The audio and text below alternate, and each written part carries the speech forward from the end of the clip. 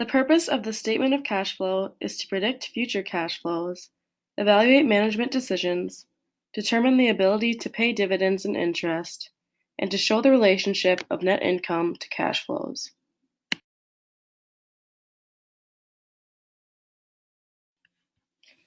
When investors determine if they should invest in a particular company, they need to know where the company received its cash and what the company did with it. Cash is an important asset because without it, a company cannot pay its liabilities and therefore is bankrupt.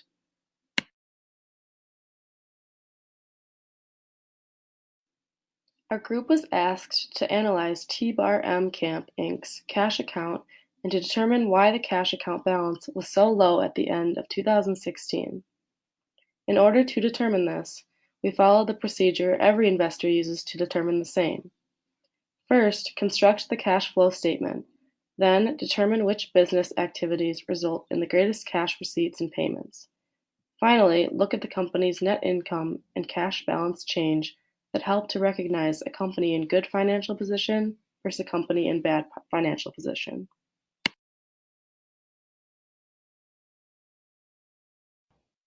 In case number 1, the income statement and balance sheet of T-Bar-M get distributed at a meeting of the camp's board of directors.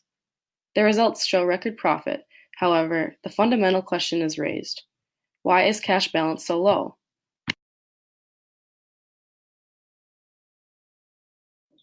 You see, a business engages in 3 types of business activities: operating, investing, and financing.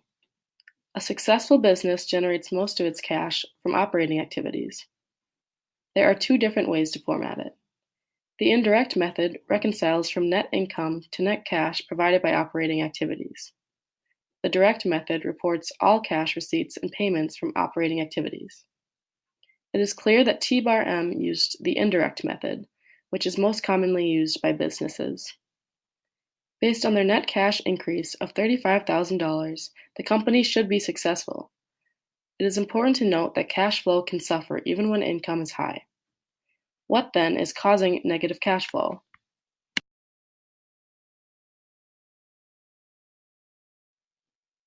Our group prepared a statement of cash flows for 2016 in the format that best shows the relationship between net income and operating cash flow. We did this with the knowledge that T-Bar-M sold no plant assets or long-term investments and issued no notes payable during 2016. There were no non-cash investing or financing transactions during the year. We showed all amounts in thousands.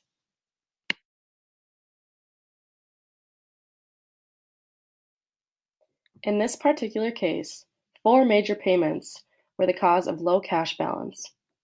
This is noted on the statement of cash flows under both investing and financing activities.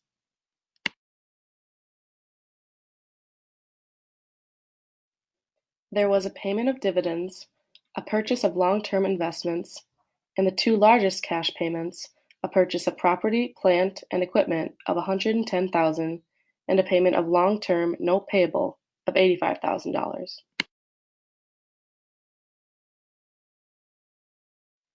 Next, we looked at the company's net income and cash balance change, including payments and receipts, in order to understand whether or not they were in a good financial position or a bad one.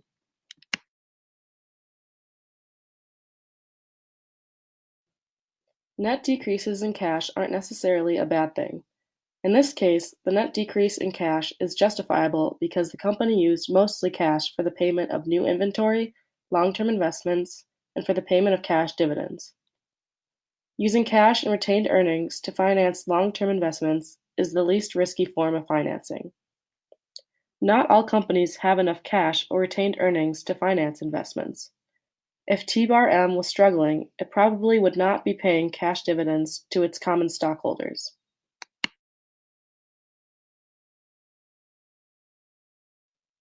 Other signs that 2016 was a good year operationally for T-Bar-M are both its current ratio of 3.8 and debt ratio of 41%. This also suggests little trouble in paying bills.